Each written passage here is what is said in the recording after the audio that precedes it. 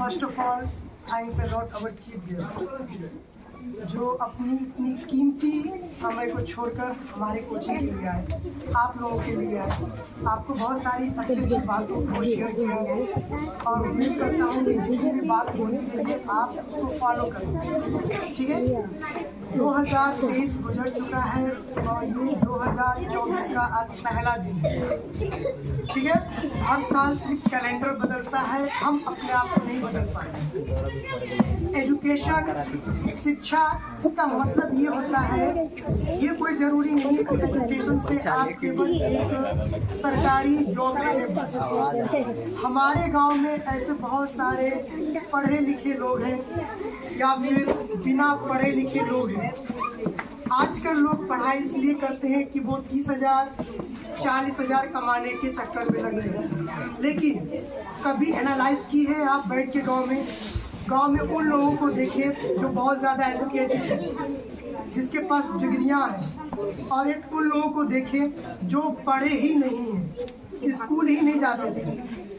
अब उन दोनों में कंप्रोमाइज़ करिए, एनालाइज करिए और देखिए सबसे ज़्यादा पैसा कौन कमाता है। तो आप वो देखेंगे कि जो पढ़े लिखे हैं उनकी इनकम बहुत कम है, उनका फिक्स है 30 से 40 हज़ार बस। और आप उन लोगों को देखें गांव में जो पढ़े लिखे नहीं है, सरकारी जॉब नहीं है उनके पास, लेकिन फिर भी वो देखो उनसे ज़्यादा कमा रहे हैं। ठीक है, तो पढ़ाई इसलिए नहीं की जानी चाहिए कि हमें एक जॉब मिल जाए और हम 30-40 हज़ार का मालिक बन जाए बस। आने वाले भविष्य में ये 30-40 हज़ार ये कुछ नहीं है।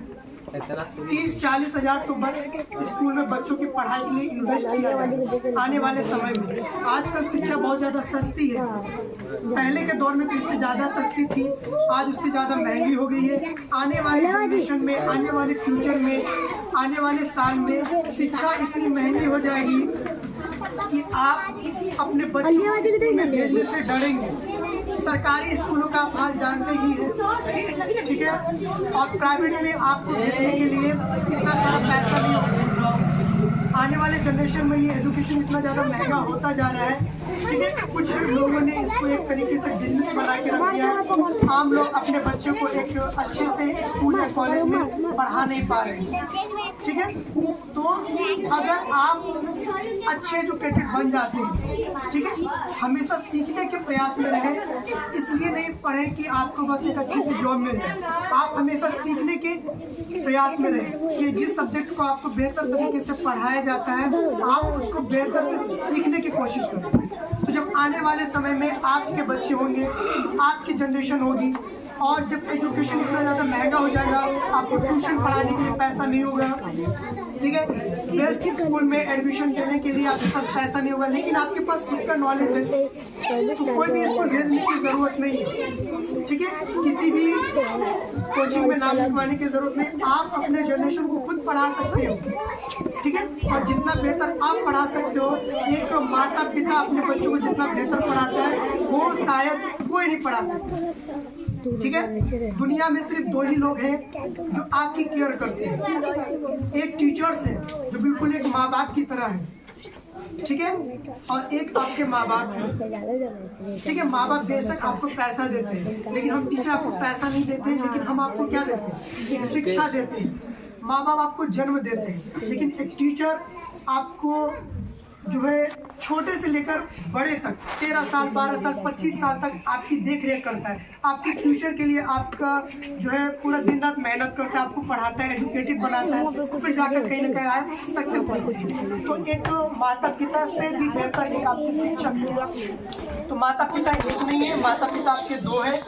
यहाँ पे जितने भी टीचर हैं ये सब आपके पेरेंट्स की तरह है, आपके पिता की तरह है, ठीक है। कोई भी टीचर आपके लिए हमेशा भला ही सोचता है, कोई बुराई नहीं सोचता। अगर कोई पीटता है तो आपके बेहतर के लिए पीटता है, ठीक है। रेस के मैदान में आपने देखा होगा कि जो घुड़सवार होता है वो घोड़े को बहुत ज़्यादा मारता है, हर्ट करता है। क्यों?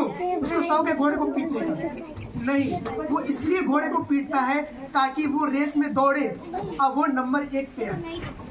वैसे ही टीचर भी आपको कभी कभी पनिश करता है, पीटता है, इसलिए नहीं कि उनको कोई शौक होता है पीटने का, वो इसलिए पीटता है ताकि आप बेहतर करें, आप उस रेस में जीते। और अगर आप मैदान छोड़ के भाग गए तो आप तो कभी कामयाब नहीं हो सकते हो, ठीक है। तो कोई भी टीचर आपको पीटता है तो कभी भी निगेटिव नहीं सोचना चाहिए, जैसे अभी टीचर ने कहा है यहाँ पे, ठीक है। हमेशा बेहतर सोचना चाहिए टीचर के लिए, ठीक है, क्योंकि वो आपके पेरेंट्स हैं। अगर आप टीचर के लिए गलत सोच रहे हैं तो इसका मतलब आप अपने पेरेंट्स के लिए गलत सोच रहे हैं, ठीक है। दूसरी चीज, रिजल्ट कोई मायने नहीं रखता है। अभी बहुत सारे रिजल्ट यहाँ पे शो होगा, कुछ लोग पास हो जाएंगे, कुछ फेल होंगे, कुछ को गिफ्ट मिल जाएगा, कुछ को गिफ्ट नहीं मिलेगा।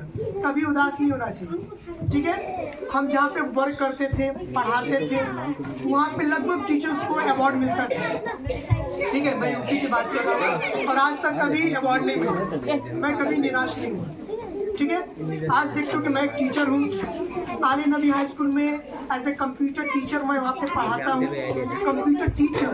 लेकिन जब मैं कंप्यूटर सीखने गया था, मेरा लखनऊ में सेंटर गया था, और जब मैं एग्ज़ाम देने गया था तो मैं कंप्यूटर में फेल हो गया, ठीक है। तो हमारे टीचर ने कहा कि कभी भी रिजल्ट को देखकर उदास नहीं होना चाहिए, आप एक दिन बेहतर स्टूडेंट बनेंगे। स्टूडेंट क्या, आप एक दिन कंप्यूटर टीचर बन सकते हैं अगर आप मेहनत करना शुरू कर देते हो। इस तरीके से उन्होंने मुझे समझाया, और जिसने मुझे समझाया उसी टीचर के यहाँ मैंने टीचिंग की, वो भी आज एक कंप्यूटर टीचर मैं यहाँ पे हूँ, ठीक है, आले नबी स्कूल में। तो वो स्टूडेंट जो कंप्यूटर में एक बार फेल हो गया था और आज वो कंप्यूटर टीचर है, ठीक है। मैं स्कूल में भी फेल हुआ, ठीक है, सारे लोग पास हो गए, मैं फेल हो गया अपने ग्रुप में। मैं उदास नहीं था, क्योंकि फेल का मतलब ये होता है कि आप हार गए।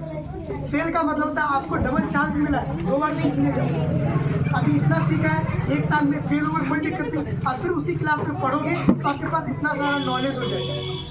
तो फेल होने से कुछ लोग पढ़ाई को छोड़ देते हैं, ड्रॉप कर देते हैं, हार मान लेते हैं। तो हार कभी नहीं मानना चाहिए, हार जो मान लेता है वही सबसे बड़ी हार होती है, ठीक है। इस सारी बातों को आप फॉलो करेंगे। 2023 में आपके साथ क्या हुआ, आपने जो अच्छा काम किया उसको भूल जाना है, ठीक है, अच्छे कामों को याद नहीं करना है। हाँ, आपने गलत क्या किया है उसको आपको माइंड में रखना है, और इस चीज़ को सेट कर लेना कि जो मैंने गलतियाँ 2023 में की है, पढ़ाई से रिलेटेड, अपने टीचर से, बिहेवियर से रिलेटेड, अपने पेरेंट्स से तेज आवाज में बात की, अपने बड़ों का आदर नहीं किया, इन सब बातों को